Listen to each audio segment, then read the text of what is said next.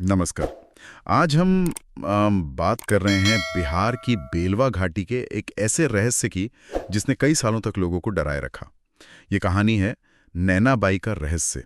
ये किस्सा है करीब 1987 का और इसका एक सिरा जुड़ता है राजू नाम के एक नौजवान से। लेकिन कहानी की शुरुआत वो एक लाइन है जो रोंगटे खड़े कर देती है। उस रात गांव की रूह ने जो किया वो मैं जिंदगी भर नहीं भूलूंगा। तो आज हम इन्हीं लोकल किस्सों और वृत्तांतों में थोड़ा गहरा उतरेंगे। हाँ, और इस कहानी के बिल्कुल केंद्र में है नैनाबाई। जो लोकल लोग बताते हैं वो ये कि अपनी जवानी में वो बहुत खूबसूरत थी, पर उसकी मौत वो बड़ी अजीब रहस्यमयी परिस्थितियों में हुई। अच्छा। और ये कहानी मतलब नैनाबाई की प्रेजेंस की फीलिंग राजू के उस वाकये से पहले भी गांव में थी, खासकर एक पुरानी सुनसान कोठी के आसपास। वो जैसे एक सिंबल बन गई थी किसी अनकहे डर का। हाँ, और राजू जैसा आपने कहा, ये नया लड़का शहर से आया हुआ, तो वो इन सब गांव की बातों पर, भूत प्रेत पर जाहिर है यकीन नहीं करता था। बिल्कुल। लेकिन सोर्सेज बताते हैं कि 1987 की एक रात, शायद दोस्तों में हवा बांधने के लिए या पता नहीं क्यों, वो उसी बदनाम कोठी की तरफ चला गया, अकेले।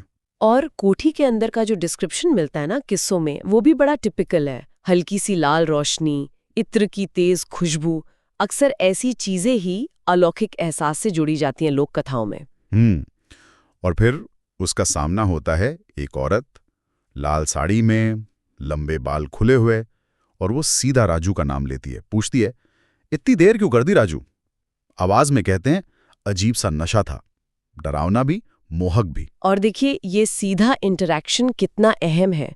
कोई परछाई या आहट नहीं, सीधा संवाद। फिर वो राजू के कान में कुछ फुसफुसाती है। अब क्या कहा ये तो कोई नहीं जानता, या शायद राजू ही जानता था। हाँ, पर उसका असर, राजू के रूंगटे खड़े हो गए, और जैसे उसने शायद डर के मारे या हैरानी में उसे छूने की कोशिश की, एक बर्फीला ठंडा एहसास हुआ उसे। ऐसा लगा जैसे जैसे उसकी रूह जकड़ ली गई हो। वो शारीरिक ठंडक, वो डर को एकदम जैसे जमा देती है। बिल्कुल।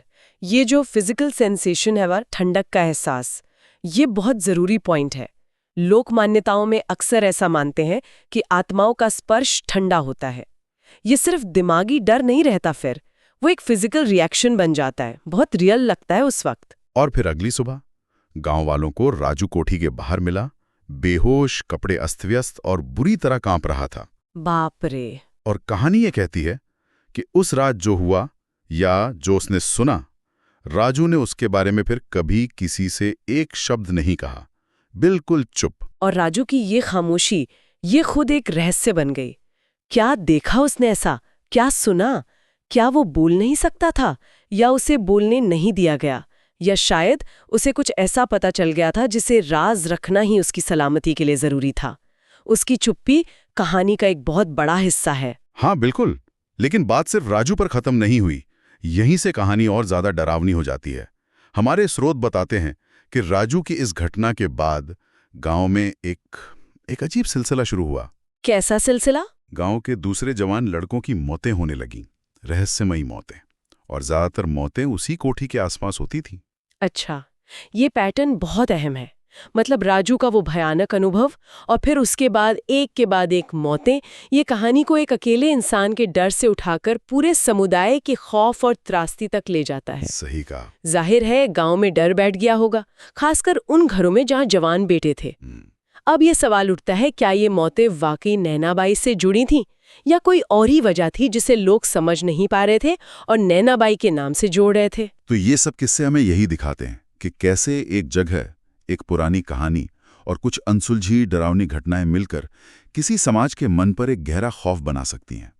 राजू का अनुभव, उसकी चुप्पी और फिर वो मौतें, बहुत सारे सवाल पीछे छूट जाते हैं जिनका शायद कोई जवाब ही नहीं है। हाँ, और अक्सर ऐसी कहानियां किसी समाज के अंदर दबे हुए डर, किसी पुराने अनसुलझे तनाव या किसी ऐतिहासिक अन्याय का भी इशारा करती हैं।